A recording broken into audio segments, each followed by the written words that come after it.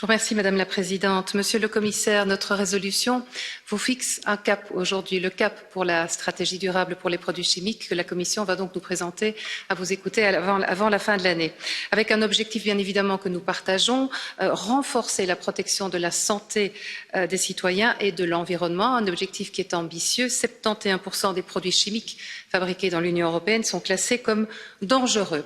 Alors, la Commission, parce que nous avons bénéficié de certaines fuites, veut renforcer le cadre réglementaire. C'est une bonne nouvelle. Elle vise REACH, bien évidemment, en particulier, avec notamment une approche groupée pour les substances similaires afin d'accélérer l'évaluation des risques par notre agence européenne des produits chimiques.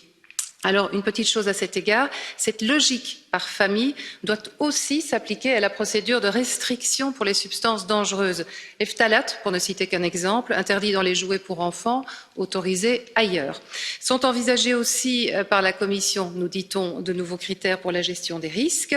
La législation européenne doit bien évidemment protéger contre les perturbateurs endocriniens, contre les neurotoxiques. Je pense ici aux très nombreux travailleurs qui, au quotidien, sont exposés aux solvants ou aux métaux lourds.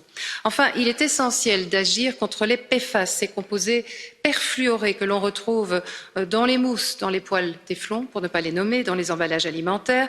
Les PFAS, parce que mobiles, parce que persistants, très persistants, sont un véritable danger pour notre santé. L'Union européenne doit avancer, Monsieur le Commissaire, avec un phasing out de cette classe de près de 5000 produits chimiques. Je note d'ailleurs, et je conclus ici, qu'en décembre dernier, le gouvernement hollandais a poussé la question, le débat au Conseil. La fenêtre d'opportunité existe donc, nous devons la saisir.